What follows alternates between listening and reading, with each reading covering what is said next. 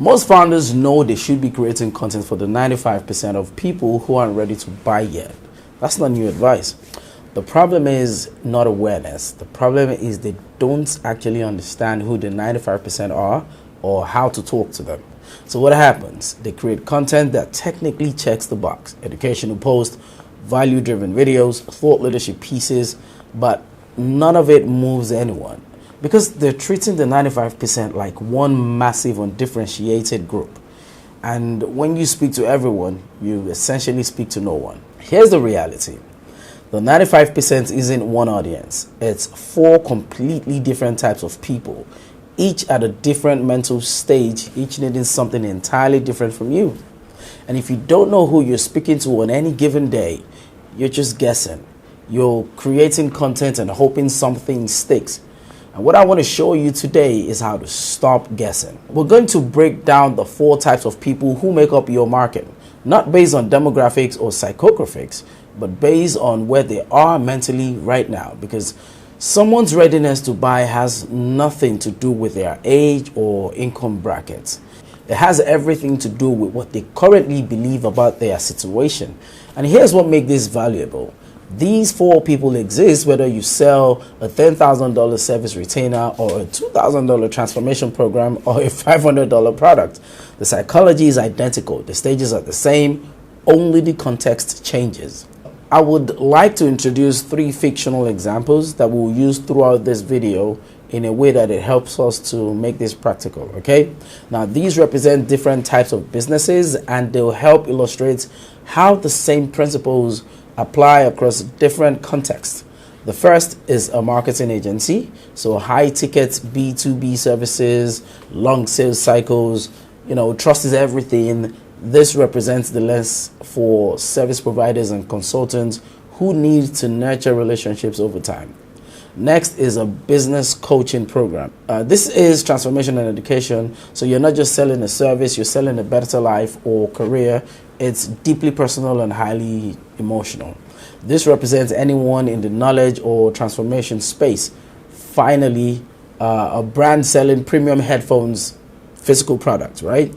Immediate sensory experience, engineering and quality are the core of value propositions.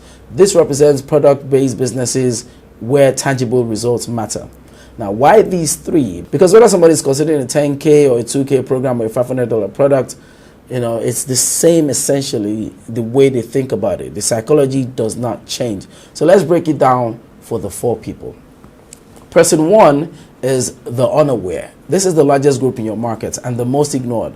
These people are living with a problem that they haven't identified yet. They feel the friction, stress, dissatisfaction, but they have normalized it. They think that that's just how things are. So if you walk up to them and try to sell a solution, they'll look at you like you're speaking a foreign language because in their mind, it's nothing to solve. It's just life. So here's what most marketers do. They skip this group entirely. They say, these people aren't ready. Why do we want to waste time on them? And that's the mistake. Because this group is massive, and if you can help them see the problem, you own the entire relationship from the beginning. Your only job with the unaware is problem identification. You're not selling, you're not educating yet. You're just describing their world so accurately that they stop and think, wait, how do you know this about me? Okay, so let me show you what that could look like. The marketing agency could create content around what I call the founder's hamster wheel. Now, they wouldn't talk about ads or strategy. They would just describe the experience of waking up on the first of the month, looking at the pipeline and realizing you're starting from zero again. They talk about the weight of being the primary salesperson for every single deal. They paint the picture of what it feels like when your entire business depends on your personal ability to hustle. No pitch, no solution, just here's what you're experiencing. The business coach could create content around what I call the invisible cage, where they'd describe the founder who makes great money but has zero freedom, who can't take a vacation without checking Slack every 2 hours, whose business owns them instead of the other way. They talk about the moment where you realize you built a high-paying job, not a business. Again, no solution yet. just a mirror held up to their reality. The headphone brand could create content around audio fatigue. Most people don't wake up thinking, I need a better audio equipment. They just know that after an hour of listening to music or taking calls, they feel tired. Their ears hurt. They get fatigued. So instead of talking about technical specs, the brand could describe this experience, explaining that cheap hardware forces your brain to work overtime to filter out distortion, and that's why you feel drained. Notice what's happening in all three cases. There's no education, no comparison of solutions, just naming the thing that they have been feeling but couldn't articulate. And the next step for the unaware isn't buy now or book a call. It's simply keep consuming, watch the next piece, read the next article. Because trust is built through understanding first, and transactions come much later. Now, person two, the problem-aware person, right? Once someone recognizes the problem, they shift into a new state. They are problem-aware. They know something is wrong. They don't understand why it keeps happening. They've tried things, nothing sticks. They are overwhelmed and searching for structure. This is where most brands finally show up. But here's the mistake they make. They jump straight to selling the solution. We can fix this for you, and the person isn't ready for that yet. They need to understand the why before they will trust anyone's how. So your job with the problem aware is to provide a framework, a way of thinking that brings clarity to the chaos. You're diagnosing the root cause and showing them the pattern they couldn't see. The marketing agency, for example, could create problem-aware content around what I call the fragmented funnel. They could show founders that the reason lead generation feels so painful is because social media, email, and sales aren't connected. Every channel operates in isolation, so nothing compounds, and you're not building momentum, you're just repeating efforts. They could create visual framework showing exactly where the leaks are happening, and suddenly founders who had been blaming themselves, thinking they just needed to work harder, they realized that this is a structural issue, not personal. The business coach could address what I call the evolution gap. They could explain the skills that got a founder to the first $100,000 in revenue and exactly the skills preventing them from reaching the next level. What worked as a solopreneur actively sabotages you as a CEO. They could map this visually, showing how founder behavior has to shift at different revenue threshold. The headphone brand could explain the physics of cheap drivers. They could show how micro distortions in low quality materials cause cumulative fatigue over time, and why better materials eliminates the problem entirely.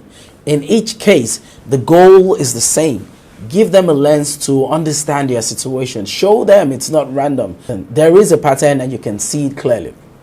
The next action for problem aware isn't a sale either. It could be deeper engagement, a diagnostic tool, a scorecard, an audit, maybe an invitation to a community where others are working through the same issues. You're matching their need for clarity with a structured next step that doesn't require a financial commitment yet. Now we get to the people most marketers think they are talking to all the time.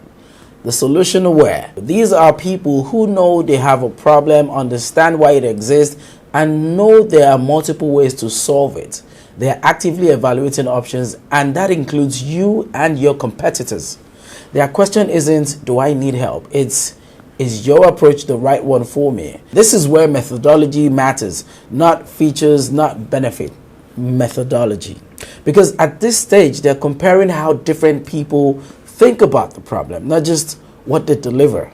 The marketing agency, for example, could explain their philosophy through something like integrated demand. They could contrast their approach with the traditional agency model. Most agencies would optimize for traffic and leads, volume metrics, but volume without infrastructure just creates chaos, So the agency could show how they think about building systems that compound over time, where each campaign makes the next one easier and more predictable. Ideeva Lab plugin, right? They wouldn't be saying other approaches are wrong. They'd be saying, here's how we think differently and here's why it works. The business coach could present something like system extraction, where most business coaching focuses on mindset or strategy, but they could show that the real bottleneck is operational. The business is stuck in the founder's head, and until you extract those processes, document them, and turn them into assets, you'll always be the constraint. They could teach founders how to think about their business as a system, not just a vehicle for their expertise. The headphone brand could lean into material science. They wouldn't just say better sound. They could explain why certain drivers deliver purer audio than plastic.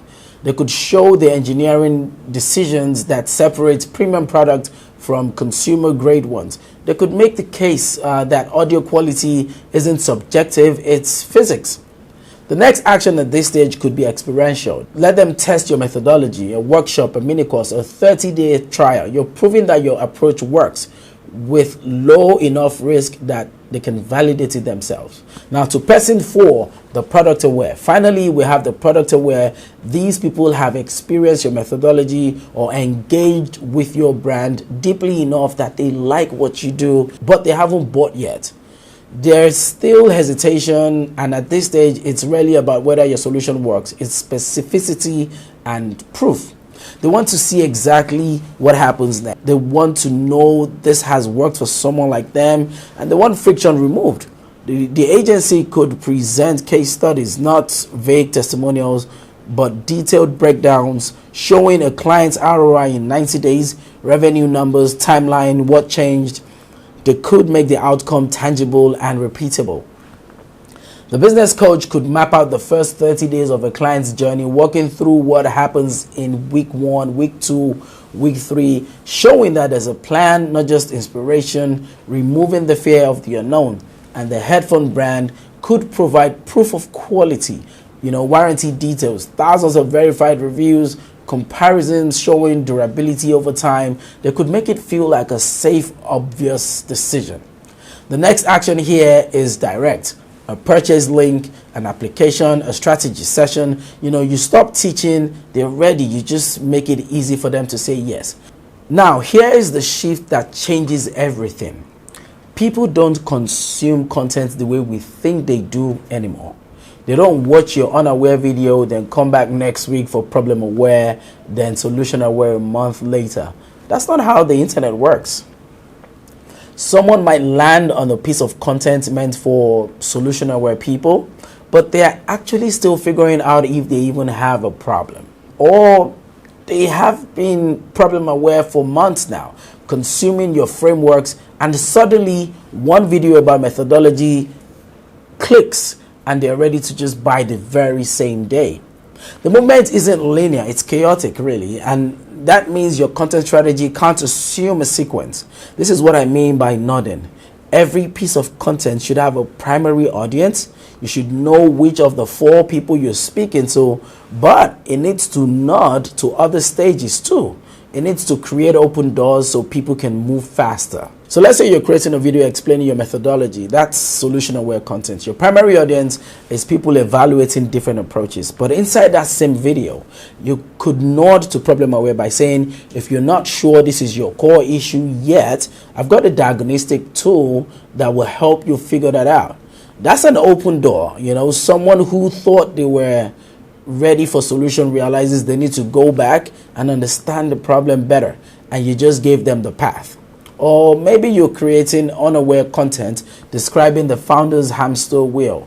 Your primary goal is problem identification, but then you could nod to solution aware by mentioning that if you already know this is you and you want to understand how we think about solving it, I would leave a link to that below.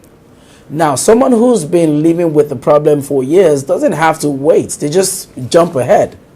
The point is this. You're not trying to force people through a funnel. You're creating a web, a network of content where people can enter anywhere, move in any direction, and always find their next step. The nodding is what makes that possible. You're acknowledging that they might not be where you think they are, and you're giving them the agency to navigate based on where they actually are. This is why some pieces of content outperform others by 10x. It's not because they're better produced or more viral. It's because they accidentally nod to multiple stages and suddenly they're useful to way more people than you intended. So when you do this intentionally, when you build nodding into every piece of content, your content stops being a series of isolated posts. It becomes a system. And when people start moving through it faster because you're not making them wait for the next piece that's relevant to them, it's all already there. Now your business model will also determine how you move people through these stages, but it doesn't change the stages themselves. So a community-led brand, for example, will tend to move people from problem aware directly into shared spaces. So once someone understands the problem and why it exists, they invite them into a community where peer validation and social proof accelerates the journey to solution and product aware. The community does the heavy lifting. Content-led brands keep people consuming. They create libraries of insights, frameworks, and case studies, building trust long before they even ask for a transaction. Their competitive advantage is depth of thought.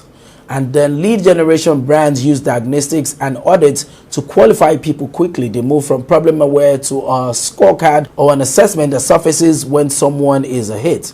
Then they focus all their energy on the highest value prospect. Their competitive advantage is efficiency. So none of these approaches is better than the other. They're just different tools, really. What matters is intentionality. Every action you take should be designed to move a specific person to their next state. So if you can't articulate who you're serving and what shift you're trying to create, you're probably just making noise. And when you do this well, when you intentionally serve all four types of people in your market and build content that nods across stages, something interesting happens. Growth starts to compound. Your acquisition cost drops because people are nurtured before they convert. They arrive warm, informed, and ready. So your sales cycle shortens because they've already moved through education on their own timeline. Even people who don't buy become advocates, sharing your frameworks and insights because they found them valuable. And here's the strategic advantage. Competitors can copy your product, they can mimic your pricing, they can hire away your team, but they can't replicate the trust you've built by consistently showing up for people before they were ready to buy. That trust is your moat, and it's built one piece of content at a time for one specific person at a time while nodding to everyone else who might need something different. It's important to understand that content is not king. Intentionality is. So what we just walked through is the foundation of the content strategy framework that we use at Ideeva Lab. Because here's what we've learned. Knowing theory doesn't move the needle. Execution does. And execution requires a system that turns these insights into consistent action. So at Ideeva Lab, we help brands build this exact system. We just don't teach you about the four people. We help you map your entire content ecosystem around them. We identify which stage you are under serving. We build the nodding strategy that connects everything. We create the frameworks, the messaging, the content calendar that makes this real, not theoretical. Because the difference between a brand that grows predictably and one that's consistently chasing trends isn't intelligence or creativity. It's really just structure. It's having a system that works whether you're feeling inspired or not. It's a system that compounds over time because every piece of content is intentional, strategic, and connected to the next. Instead of asking, what should I post today? Start asking, who needs to be moved today? And you have a clear answer every single time. So, are you speaking to the unaware, helping them see a problem that they have normalized? Are you serving the problem aware, giving them a framework to understand what's happening? Are you addressing the solution aware, showing them why your methodology is different? Or are you closing the product aware, removing the last bit of friction so they can move forward? Every piece of content should have an answer, and every piece should nod to the others, creating pathways for people to move at their own speed. And when you stack these intentionally, week after week, you stop being another brand shouting into the void. You become a guide, someone people trust to help them move from where they are to where they want to be. That's when growth stops being a gamble. That's when it starts compounding. That's the mind shifts that moves you into $1 million brand. Now, here's what I want you to do. If this framework clicked for you, drop a comment below and let me know which of the 4 people you've been ignoring in your content. Just type unaware, problem aware, solution aware, or product aware. I would read every single comment and I'll respond with specific next steps for your situation. So if you're ready to stop theorizing and start building the system for your brand, head over to ideevalab.com and book a time to talk with us. We're always happy to have a conversation. We'll walk through your current content, identify the gaps, and show you exactly how to turn this into a predictable growth engine, because the framework is just the beginning. The system is what gets you to the results that matter. Let's build it together.